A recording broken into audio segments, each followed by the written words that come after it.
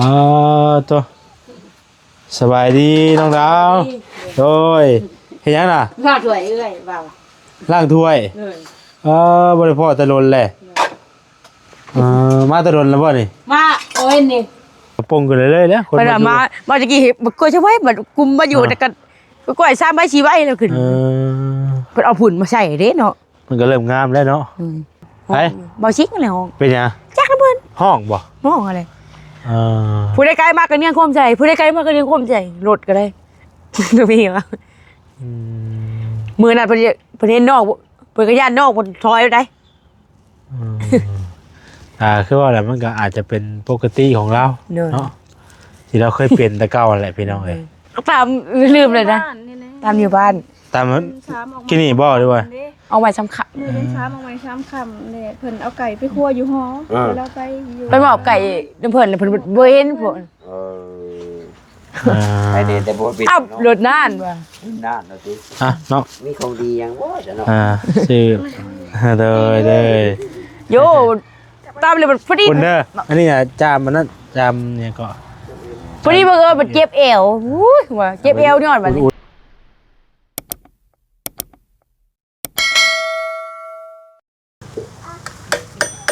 ใช่คือบุรังหันไหนเพื่อไปจักรอบกัน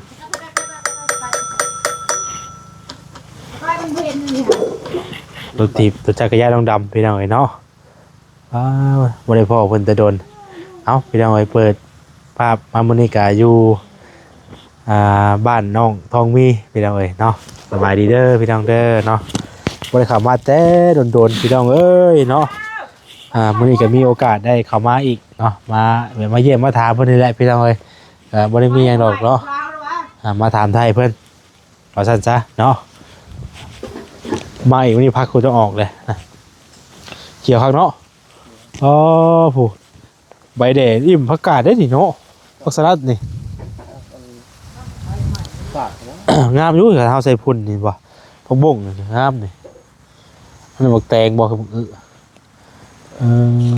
พี่น้องเอ้ยคักเห็นเสียงแว่วๆอยู่กินเนาะนี่ก่อนตัวสบายดีน้องดาวโดยเห็นยังน่ะล้างถ้วยเอ้ยเปล่าล้างถ้วยบริพ่อตะลนแหละมาตะลนแล้วบ่นี่มาโอ้ยนี่ขอใช้ไม้ก่อนใส่วงได้ดิถึงแล้วมันมือเพื่อนเปล่าอีลงนิดนึงนี่ดิยินซะดิเฮ้ยมันเป็นยังลงได้เท่าเด้อบ่าวไปปีนนั่งทาดน้ำเขาบ่ฮะบริปีนงั้นทาดพนมบ่เดี๋ยวไปบ่ได้มีเงินไปแพงนะดิต่อแบบไม่ได้คิดเลยมือขึ้นไปเนาะเอาความจริงได้นี่นะเอาความจริงว่าเล่นได้นี่เอาไว้มัวเอาเรื่องยังก่อนฮะเอาความจริงว่าดีเอาความจริงว่าดีไม่เอาความจริงว่าเล่นได้ดิเอาความจริงว่าดีได้ดิเพื่อนด้วยเพื่อนไปซื้อน้ำก็กินนี่เพื่อนไปกินบ่อันผู้นั้นได้จ้ะผู้ใดเอาไอ้ดูพี่ไอ้เพราะไปเห็นเรียกแล้วเป็นเรียกแล้วเอาไปดึงธาตุแล้ววันนี้ไปดึงธาตุได้ไปดึงธาตุเป็นอะไรนี่เนาะกี่วันหนึ่งโมเป็นเพิ่นมาพันไปหาน้องมันมาดิมาพันหมุนไปเลยมาเพิ่นขอยังน่ะขอธาตุนะธาตุนั่นแหละพักกันแล้วหมุนไปเลยมาอีกมันนิ้วข่าวเด้บ่เห็นตะลนเจ้าไปเฮ็ดเวียกอย่างชั่วโมงนี่นะบ่ได้เฮ็ดเลยเปล่าโอ้โหเอาบ่ได้เผาถ่านบ่จ้ะบ่มันมีไม้ช่วงนี้มีไม้ยังมีไม้อยู่ตอนนี้น่ะโดยขาดเกินแหละขาดเกินเจ้าบ่ได้ไปนั่นบ่จ้ะบ่ได้ไปตัดอ้อยตัดหยังบ่เขาก็ปิดหีบด้วยไงเพราะว่าของงานตายดิอ้อยนี่เวลาลากถ้วยอย่างก็คือว่าแต่มันมีอันทออยู่ในนี้มันมีทอเกี่ยวกับทอลงไปเลยพี่น้องเนาะไปชื่อหน้ามันไม่นำกินอยู่รอไปกับอันเพิ่นบ่ได้ข่าวว่าส่งมาใส่เนาะแต่ละมือกับบ่มีแต่ก็คือบอกแต่ก็คือเห็นเพิ่นข่าวมาอยู่เขาต้องโทรบอกเพิ่นแล้วว่าหมอบ่ได้โทรได้เพิ่นหิวน้ำเดี๋ยวเพิ่นก็ได้ไปเพิ่นน่ะให้นอกเอากันแท้ ไปไหนอุ่นข้าวถ่ามันเลย อุ่นข้าวท่า อันนี้ฮะการตื่นนอนอันนี้อะไร บ่ มารถสวนพักหมุนเบิดมาอีก อ้าวมันเย็นมาจังเนาะ เหมือนเชียงโมปีพวกเชียงโมปี เลยเข้ามาตะดนแหละพี่น้อง ไม่ได้เข้ามาตะโดนมาเปล่า แต่ว่าเยี่ยมมาถามเบิ่งแล้วว่าพากันอยู่จังได๋ โอ้โห เอื่อยกับไม่ได้เผาถ่านน้องไม่ได้เผามันมีไม้เอง ไม่ก็บ่มีบาดนี้เอาบาดนี้ ทีแรกอ้อยนี่ก็จะตัดมือใดบู อ้อยตัวนี้บ่ เลย มันคือเพิ่นสิจ้างอยู่บ่ล่ะนะ เอากระจ้างได้เปล่า บ่ เอื่อยวันที่ตัดอยู่อ่ะคัน เออเพิ่นจ้างก็ตัดแหละเนาะบ่ได้เงินพอใช้จ่ายเฮานี่แหล้ว เลยเอื่อยมันเราบอกทิ้งกะ ไปยัง มันเป็นบ้ามันนอนขาในขานี่แหละมันเลยในตู้มันไม่ได้นอนในมันนอนในนี่ชดอ้อยนี่หมอชิงเพิ่นนะ มานอนหม่องไม้ได้บาดนี้ ได้เลย นอนถึงบันได แจ้งกันเพิ่นและถามเอื่อยเพิ่น อืม ห้องเพิ่นย่านน้องบ่มื้อนะฮะย่านน้อง เอาคือย่าน ย่านมีหัวเลยย่านเลยก็ห้องเพิ่นคืนแล้วบัดนี้เห็นน้องเว้ยมื้อนั้นดิ ห้องบ่ ห้องแล้วนำเลยเฮ็ดใช่ยังบ่สิ นี่แหละงั้นว่าเราเป็นนั่นแหละจังพี่น้องอย่าจังว่านั่นน่ะ แม่น เอาห้อง ห้องใดประเด็นน้องบ่ทุกย่านใด บ่ น้องอ้าวน้องหายหัวเพิ่นอย่ามาได้เด้อว่ะอย่ามาจับเขาได้ว่ะเพิ่นย่านน้องนี่ แล้วอะไรบ่ นั่น ฮะ อ้ำคือดิปิติสไลด์อยู่เลี้ยงน้ำหนึงนั่นอีกก่อน อีกร่างหนึงบ่ ไม่ได้อีกพุ่นแหละ ไปดิ ยังใส่ชุดได้นี่ อ้าว ใส่เนี่ยฮะ ลงใส่ ฮะ ลงใส่อยู่ว่ะ ลงใส่ นั่น อะไรช่างว่าแท้มันชุดยังอันนี้ กระโปรง กระโปรงบ่นี่ มัน น่ะ เป็นเสือ บ่ได้บ่ได้โป้แล้วว่า บ่ได้โป๊มั ไอ้ น FC เบิ่งก่อนจังว่าสิว่าฮะบ่ส่งเยอะเด้ใส่ส่งอยู่จังว่าสิว่าต้องดักใส่ มันฉึบไปได้ดีๆทานกันเด้อ น่าสิเอามาล้างอยู่นี่แล้วก็แล้ว นี่ประเทศน้องพัทยาได้บอกทีมพันห้องก้อย บ่ ๆด้วยว่ามันย่านโตมันห้องมันขึ้น เสื้อผ้าเพิ่นคือป้าไว้แบบนี้เนาะ แล้วประสาทบอก เพิ่นคือบ่เฮ็ดเกียรต่างหากเนาะ แจ้งกันเพิ่น บ่ให้เพียไว้แถวหลังบ้านพุ่นเด้เพิ่นก็เฮ็ดดูน่ะเนาะนี่อยู่น่ะ แม่นเบิ่งดูหู แต่ว่ามันแบบว่า ไปหาน้อง มันแบบ มานพักหมดเลย นี่แหละ ไปหาน้อง เวล นั่น มาถ่ายคลิปตัวอย่างที่แต่มันเบิ่งบ่งามที่นะพี่น้องเนาะ บ้า เราก็บ่อยากถ่ายเอาหรอกแต่ เดี๋ยวเบิ่งด้านพักกับมาเห็นจะเบิดเลยค่ะ แต่มันก็สิเฮ็ดคือเก่าสินะ แม่น มีแต่เฮาต่างหม่องใหม่พุ่นแหละพุ่นทางพุ่นบ้านอะไรอย่างพุ่นเนาะ มาเชอรี่จะเบิ่งด้านพักกับมาเห็นนะตะกี้ว่ามันงาน มันก็ง่ายอยู่ที่เฮาปาไปนี่ก็แต่ว่ามันนี่แหละเนาะ แต่ว่ามันโดนทางอันนี้ปู้นานพักหมุนเลยนะมันเห็ดหมือนี่ฮะ บ่ เด็ก นี่สูบได้ปกติบ่นำก็ ดีอยู่ อ๋อเพิ่นเอาไว้สิเลยบ่นี่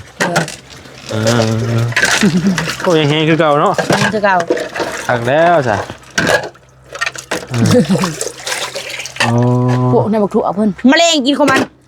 แมลงกินก็กินจะเบิดใบมันฮะแม่น มันต้องฉีดยานะอันนั้นฉีดยากันแมลงเนาะ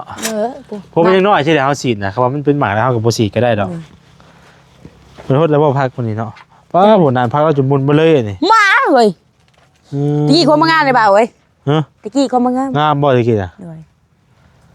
มาบักลายโตนะ มาครับมาแล้วมันย้องเนาะเนาะมันเย็นเด้อากาศร้อนมันเลย เพิ่นว่ากับน้องเพิ่นว่ากับน้องเอื้อยก็ได้ว่ามาตอนมาหาไปเห็นแบบก็กล้วยช่องใบหมดเลย เป็นยังคือว่าจังไว้ มา วันนี้บ่ เลย วันนี้บ่ มา มาวันนี้เดี๋ยวบ่กลายสิ แม่ โอ้ก็ปงกันเลยแล้วคน เพิ่นว่ามาตะกี้บักกล้วยช่องใบบัดกุมมาอยู่แต่ก็กล้วย3ใบ4ใบแล้วขึ้นเพิ่นเอาผุ่นมาใส่เด้เนาะ มันก็เริ่มงามแล้วเนาะ จัก ใบ มันประตั เขียวคักเลยปลูกไปสิได้เจ้าปลูกแล้วว่าของเจ้าน่ะทางนั้นได้ใช่มันปลูกยังไง จักผักบงเพิ่นบ่ เอ้าใช้บ่งม่วงคือบ่เห็นเลยบัดนี้ หล่นบ่เลย รถบ่เลย มาจับเลย กินยังทำน่ะกินอ้อยแล้วมันบาดปากได้เด้อพากินเยอะๆเลย เด้แบบโมเพิ่น ไอ้ เนี่ย ปลูกม่วงบ่ หมูอ่ะก็กินแมลงมันกัดกิน ไม่ต้องเอายาผู้ลิลานนะเด้ยาผู้ลิลานมาชิดใส่มันก็บ่มันมินมันก็บ่ใกล้เฮาใส่ช่วงตอนนี้ได้บ่พี่น้องมันช่วงมันเป็นช่วงวันที่เป็นหมากว่าซั่นซะเนาะ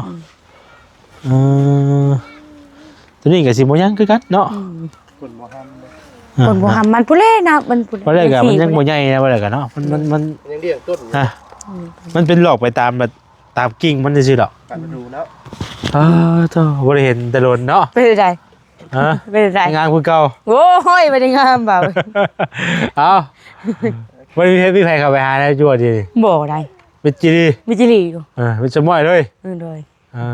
ไม่จะบ่าวเลยบ่าวมือเดียวเลย ช่วงหนึงเดือน นาย จะบ่จักแน่เว้าเนาะ เลย จะคิดว่า ไม่ได้บ่าวมาหาไปเนาะ เออแล้วว่าอยู่บัดมีผู้ว่าก็มาได้บ่อ เล ยู่ ยมีผู้มากมา แล้วอย่าดื้อร้ายบ่อยู่ บ่ได้ได้ อย่าดื้อร้ายบ่อยู่ เกินเหตุคนเนาะ ดื้อเด่น คือว่าแล้วพี่น้องเนาะก็หยอกกันไปแล้วเนาะพอหยอกกันไปบ่ได้พ่อแตะดนเลยบ่ได้ผู้ไปแล้วรอดวงชนบกชนพักพุ่นแล้วเนาะ งามผักบุ้งเบิ่น งามบ่ มันเข้าไปบัดโอ้ยมาเห็ดน้องมัน แล้วทีม หมุน นี้ มาเลยมันบ่ดังแล้ว มันจะเมื่อจะบ่ย่านบ่นี่ บ่ ฮะ บ่กระตาจะบุ้มเลยเคย มันเป็นยังน่ะ จะไป มันล่มบ่ ล้มจอดมันก็ล้ม จ่อยชิวๆก็ล่ม บ่าวขี่ของเฮานะบ่าวมันขี่บัด ใช่พี่น้องเอ้ยเนาะ เพิ่งมาบุ้มไปได้ดอกมีแต่คนนั่นแหละบุ้ม โอ้พวกนี้จะบ่ได้ปลูกผักบ่ดองดำ บ่ได้บ่าวเว้ย คือบ่ปลูกแน่ มันกิน ดูเพื่ ด้ อ วน ย น่ะ และปลูก ผั ผักบุ้งมันกำลังงาม ผักบ่งงามเลยเด้นี่พดน้ำไอ้ผักหอมผักบัวเพิ่นมีบ่นี่เพิ่นก็ปลูก ช่างสบายแล้วมันเห็ดบ่าวเอ้ยหมุนหมดเลย มันเข้ามามันก็เล่นเนาะจักโตได้มา มาเพิ่นนั่นแหละ สิยาโตอกโตพุ่น มาเพิ่นเองเนาะ มันจะขาถิ่มอยู่ เดี๋ยวเอาก็เลี้ยงไว้ให้มันนั่นพอได้อันอ่า เอาเนาะ เฮาแหละกลางคืนมาสินะ เพิ่นมักนอนนี่ๆเบาชิงเพิ่นเคยว่า โอ้เพลงโซดาเพิ่นเอาขึ้นมาตั้งไว้พี่แล้วบ่บัดนี้ เลยเพิ่นแปลง ต่อกันไปได้เสียเลย อ๋อซ่อนสองเลยบ่น่ะ ส่งเลย อ๋อ หมวกช่อง วงสองอันเลย เพราะว่ามันยังต่อมันยังเป็นมันยังใช้ได้อยู่ดิ โอ้มาปอบกับปัจจุบันมึง ฮะ ปักมาปอบเอ้ยก็ได้ หอมป้อมบ่ ผักสลัด นี่ผักสลัดอันนี้นะ เลย งามแล้วนี่เขียวเลยบ่เขาบอกว่าน้ำหลายๆผักอันนี้นะคนน้ำหลายๆมันยังสิเออ เมื่อคืนนี้มันก็เฮ็ดได้เบาชิงเพิ่น ไป เบาชิงอะไรห้อง เป็นยัง จักนะเพิ่น ห้องบ่ ห้องอะไร เออ ผู้ใดไกลมากก็เนี่ยความใจผู้ใดไกลมากก็เนี่ยความใจรถก็ได้ ก็มีว่า อืม มื้อนั้นเพิ่นเห็นนอกเพิ่นก็ย่านนอกเพิ่นถอยไปได้ คือว่าอะไรมันก็อาจจะเป็นปกติของเรา เนอะ เนาะที่เราเคยเป็นแต่เก่าแหละพี่น้องเอ้ยแต่ก่อนเราก็บ่ได้ห้อง แม่น ก็คือว่าอยู่ใกล้แล้วนี่ห้องโดนได้เนาะ ห้องโดนได้ ห้องโดนได้พี่น้องเอ้ย แม่ จัก ยังบ่มาอยู่เอ้ยก็ได้ คนนอนใช้จังหวะตะกี้อะนอนอยู่แถวนี้ แม่นเพิ่นพรุ่งนี้เพิ่นแจ็คไปเป็นเลาะลินนั่นแหละเลาะลินด้านนั้นแล้วเพิ่นตื่นเพิ่นนอน เกือบเยอะว่า แต่นั้นมันตาได้อ่อยเนาะ ด้านนั้น ยังตัวนี้บัดนี่ตัวนี้บางที บางว่ากระเป๋าหายเฮ็ดจะเบิดมันปั๊มลงเบิด พระเจ้าของมันยังบ่ได้มาบ่ นั่งอยู่สวรรค์พวกเขาว่า มันพอตาได้ไหวเนาะ แม่นเฮ็ดได้ก็ เจ้าของ โรงงาน มา เพิ่น ดิ อีนั่นแหละบริษัทเพิ่นนั่นแหละ เออ ปิดหีบบ่เพิ่นว่าโรงงานเพิ่นเพเด้ โอ้ แต่ว่าอ้อยมันหลายบ่าวช่วงนี้เขาเฮ็ดนะ บ่ห้อยหลายเนาะ นู่น ช่วงนี้มันถึงช่วงที่ว่าเขาเจ้าตัดเด้เนาะ นู่น ไผก็ตัดพี่น้องเอ้ย หรือมันก็มีรถแกแอมเอาง่ายๆมันรถใหญ่ อันนี้แต่ว่าพระมาพ่อน้องดำเพิ่นพี่น้องคันว่านั่นก็มาก็ไม่ได้กลับแล้วเลย นึง มึงมีหยังมึงนี่ก็มาเยี่ยมมึงกี่ซื้อมึง เด้อ มาเยี่ยมมึงเฮือนอาจารย์นี่แหล้ว จะได้มาก็มาเด้อวันนี้เจ้าเพิ่นไปชื่อน้ำนี่ว่า เฮ้ยคืออย่างนี้ตุ๊กอยู่ซะ มันบ่มี ฮะ บ่มีเบิ่นตามกินนี่เด้เพิ่นก็เลย เพิ่นไปซื้อน้ำใดๆซื้อน้ำแบบใดซื้อน้ำแพ็คนี่ บ่ได้ซื้อน้ำเป็นตุกเลยเพิ่นมี3ตุกเพิ่นเอาไปตุกหนึง อ๋อเอาไปตุ๊กหนึงติ เลย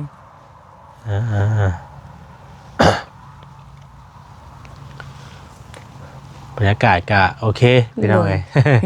นี่แหละเนาะเพิ่นมองอยู่มองเศร้าเพิ่นก็มันก็คือเก่าแหละมันก็บ่ได้มีหยังเปลี่ยนแปลงหรอกพี่น้องก็มีแต่แบบว่าก็ตามสภาพไปสิแหละเนาะเพิ่นก็อยู่ไปปลูกผักปลูกหยังมีอยู่มีหยังหาก็หาไปหั่นแหล้วเนาะคือเฮาก็มาโดนมาเยี่ยมเทื่อนึงเนาะ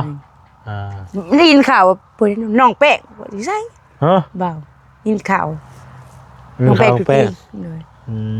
น้องแป้งตึกตีนะเพิ่นก็อันแล้ว นี่แหละใครไหนแหละบ่าวก็ไปเว้ยของบ่ เพิ่นเคลียร์กันแล้วเรียบร้อยแล้วบ่ได้มีหยังแล้วตอนนี้ก็ได้ บ่ แม่น มานี่ปูเขาคุกได้ออกบ่ ไป ปูเขาคุกแล้ว จังว่านี่ก็บ่ฮู้เลยจังว่าจักเพิ่นสิเฮ็ดอะไรได้ทางนั้น แต่ว่าเพิ่นก็คุยกันได้แล้วเรียบร้อยหมดแล้วเอาก็บ่นั่นหรอกพี่น้องเอ้ยใจผู้หญิงนำกันกว่าแกโอ้ย เป็นได มันก็เลวคือกันพวกนี้มันก็เลวคือกันอะไรบ่าว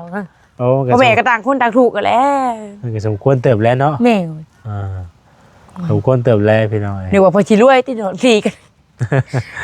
โอ้เนาะ เบิ่งกัน มันรวยที่บัดนี่ นัว พ่อแม่ก็บ่มี น้องก็ว่ะ นี่แหละ ถ้าเป็นน้องสิให้เขาตีนบ่ง่ายๆดอกไผนั่นว่า นะ อันนี้บ่ใจบ่กระโปกบ่ดิโอ้ยว่าเบิ่งในคลิปอีน่ะก็ไปกระซ้ำน้องนี่แหละเบิ่งกันบ้าง บ่ หน่วยใจผู้หญิงนำกันแท้บัดเกิดมาพร้อมเดียวกันสิไปตีกันได้ยังความขืดว่าอวดว่าเพิ่นเก่งบ่ถ่ายค่ะน้องนี่ก็บ่เคย บ่เคยว่าจะ บ่เคยตีไป อย่าให้ไปไหนก็บ่ตีว่าจะ บ่ให้อดเอาไม่ได้มาหาถูกเนาะถ้าเรารวยตีได้ หวยรวยก็บ่อยากตีกันแล้วเนาะตีเดี๋ยวมันสิแล้วมันเป็นเรื่องเป็นราว เป็นเรื่องเป็นดาว แล้วก็มันบ่ดีกับ 3คนบ่เข้าบ่ตี นั่นแหละ ให้กราบตีนโอ้ยกราบตีนยังดีป้าขับไปน้องใส่บ่แลโยบ่ให้เพิ่นตีก่อนเด้น้องสิตีเพิ่นคืนโอ้ยตีมาตีกลับเลยนี่ ให้บ่ตีก่อนเนาะ บ่ได้เพิ่นตีน้องเอาคืนก้อย ถ้าบ่ตีเฮาก่อนเฮาตีคืน เลย มันก็ถือว่าเฮาป้องกันตัวเฮาเนาะ มาแล้ว ไป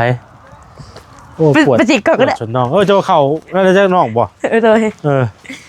เอาอีกบ่อีกโยต่างคนต่างถูกพ่อแม่ก็ต่างคนต่างถูกก็เบิ่งเงิน เบิ่งกันแล้วเนาะ แต่บ้านเดียวกันสิไปดีกันได้ยังหักแพงกันหรอวะ แม่นแหละ อันนี้แบบปู้ เป็นไงขึ้นน้ำบ่ ขึ้นน้ำบ่ ว้ายในบ้านเดียวกันเนาะมันหักแพงกันเนาะ จะมีที่พูดล่อๆเนาะที่พูดล่อๆ ใน แท้ บ้านเดียวกันไปตีกันเนาะบ่ชลีเห็นป่ะ เป็นไร หักแพงกันแล้ววะ ฮะอากิว เบิ่ง ฮะ อ๋อทุ่มยังเฮ้ยนี่ มันฮอน ฮอน สิ่งเดียววะ ชิงนี่ใช่กระดูกโฉกคือกันดิ เฮ้ยยืนกว่า สบายดีเนาะเบียด เอาเบิ่งชี้คือว่าแล้วใช้ชั้นแต่ว่ามันมีโฉงกับเครื่อง มันมีโฉกอยู่ มีโชค มันมีโฉกเฮ้ยบอกเอ้ย ขายอ้อเด้อพี่น้อง โอ้ยสบายดี หน่อย มาเลยนี่เดี๋ยวบ่ได้ฮู้ได้ ปลาจะบอกว่าเราพันก่อนนะบ้าคนพูดได้ว่า แนวเมียนเราอยู่เชิงนะ เมียบอกชิงเลยนะมา ฮะ มาแล้วเห็น มาแล้วนะ มาแล้วป่ะ ค่อยบ่คิดว่าเรา ไปว่าอยู่เป็นชาวท้องมีไหน อุ้มเต้านี่วะ เนี่ย ลาไปเซ่ผู้หนึ่งผู้เห็นมาซ้ำมันนี่ มาแต่นั่นป่ะ ไปชื่อด่านน้องบ่ ว่าก็ค่อยสิว่าแล้วค่อยเห็นลูกผู้ใหญ่นี่บ่ได้ว่าบ่มีลูกแล้วบ่ใหญ่แบบนี้ เลย ลูกสร้าง โดยมากับพอดีพ่อน้องดำเพิ่น หนึ่งเข่า เข่าหนึ่งน้ำอยู่ มานอนพี่บ่ได้ บ่จะมือแล้ว พยานบ่ อยากเขาหลอดตีแล้วบ่โยกคิด ไปรับที่ดำเลย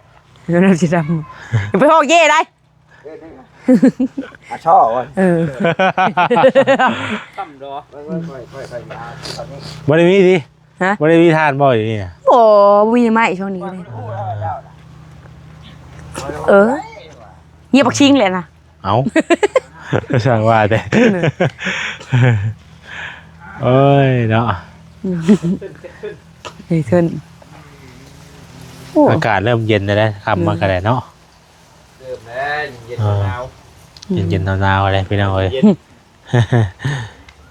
ผลมาบ่โอ้มาเห็ดเพิ่นพักจะเบิดหมุนเพิ่นหายเนาะหายมาขนาดไม่ได้ เราบ่ได้เห็นว่าแต่ตอน ไม่งั้นได้ยองบ่ตอนนั้นไปนะ บ่ได้หยอกได้บัดตอนไปนี่บัดมาว่าหยอกขนาดใด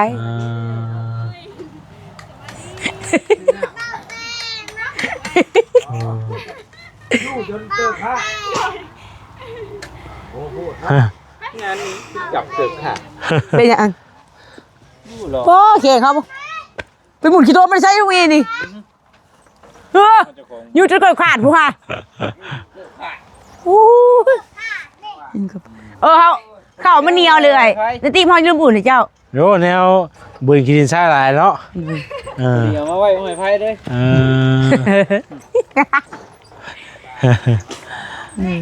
พากันมาแต่อยู่นะน้ำบ่น้ำอยู่ใช่นี่ปั๊มไหนปั๊มน้ำมันนี่บ่อยู่นี่เพิ่นก็ขายบ่น้ำโอ้ย ปากกระดิบพูขึ้นเลี้ยงเลยบางทีไปเรื่อย เพิ่นบ่ได้ข่าวมาส่งบ่ซะ บ่เพิ่นบ่มือหลายมือจ้ะ บ่ได้แล้วบ่เอาเบอร์โทรเพิ่นไว้ บอกเพิ่นน่ะบอกว่าเพิ่นก็บ่มามันนอนเพิ่น คนหลายตุกบ่ โดยเขาเพิ่นหลายตุก ต้อง อยู่หน้าอยู่ลุมเขาก็10ตุกกว่าของเพิ่น โน ในปลาคาร์ฟเขาเรื่อย เพิ่นสิเบิด10ตุกเนาะ ไปช่วยไหมเอ้ยเอ้าในปลาคาร์ฟเขาเบิดเลย ฮะ ในปลาคาร์ฟ ได้บ่ค่าเพียงบาดนี่ กิน โอ้ย มันเหนียวได้ฮะไม่ได้อุ่นเขาอุ่นตัวทุกอย่าง เขาบ่ได้อุ่นเลย ยาวไปมาเยี่ยมยามบ่ได้มีหยังไปมาเยี่ยมยามถามไทยว่าเป็นได้ได มีผู้ใดเข้ามาอยู่บ่ช่วงนี้บ่มีบ่พากันเฮ็ดจังไสใช้อันว่าพ่อเพิ่นผู้นี้เด้ไปใช้ ไปเบี้ย เฮ็ดเวียกอยู่ไสมันเก่าหรือบ่ แล้วก็ไปมื้อนี้เลยแต่มื้อชุมอ้ายมาพ่อมื้อนั้นเลย บ่ได้เอิ้นใช่ ตั้งแต่มื้ออันว่าตั้งแต่มื้อที่อันเอาโต๊ะตั้งขึ้นรถพู้ โดยก็ออกไปมื้อนี้นะ มาเลียป้า ไปอยากรู้ คุณแม่ เผาทงเผาทานได้เป็นจังได๋ซะทีนี้บ่ได้บ่ได้ไปเผาทานคือเอาบ่ ไม่คือเศร้าอ้าย มีไหม้บ่ แม่ถ้าเขาเข้ามาบางทีน้องก็ได้ออก มันก็เป็นช่วงคือกันไหม้นี่ก็เนาะ เพิ่น บ่ ยัง ช่วง เต็มเด้บ่ได้จูด ผู้แรกผลมือบ้านไม่ได้เนอะเนาะเอาไปป้องไปเป็น บ่แล้วก็บางเทื่อก็มีเนาะเป็นช่วงนะว่าอะไรกัน เข้าไปพี่น้องมาเถอะก็ไปรับจ้างเก็บ ใส่มาเลยครับ ที่หน้าลุง มาฮอดโดนเติบแล้วแล้วก็เห็นน้องลำเพิ่น แข่งเขาไปถึงยังวะเมื่อไหร่อาบ น้องลำ น้ำ บ่ค่ำบ่ โม่ได้โอ้ปริยาน โอ้บ่ย่าง ญาติรถหลายเด้อนางเจ้าขี่รถบนทาง กูจ้ากันเลย อยากตั้มเขาก็ว่าเขาอยากตั้มเพิ่นเด้ โอ้มาเลยมากินอีกก้อยหมอท้าบะ หลายเด้อ ท้าพนมไปทางไหนอยู่ นี่แหละไปถีบไปทางวัด จะเคยไปบ่ ฮะ จะเคยไปบ่ บอกเขาทำน้องทายมาท้าพนมดีใช่กับวัดอยู่งอกับผู้ชักกันเนาะ แล้วมันตรงทางเส้นทางเลยเด้ตรงไปเลยแล้วก็มันจะมีเลี้ยวใกล้ซอยแกงกระเป๋าแล้วเฮาเดียวขัวลงไปเด้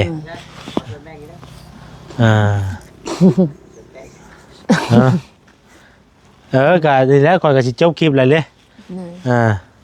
ไปได้บ่เดี๋ยวไปเอาแนวไม้มันก่อนแล้วตอดไม้มันก่อน ท้าพนมไม่ใช่เผยถามคือบอกชีไปทำพิกซ่าเพื่อนน้อยบอก สบายดีเด้อโดย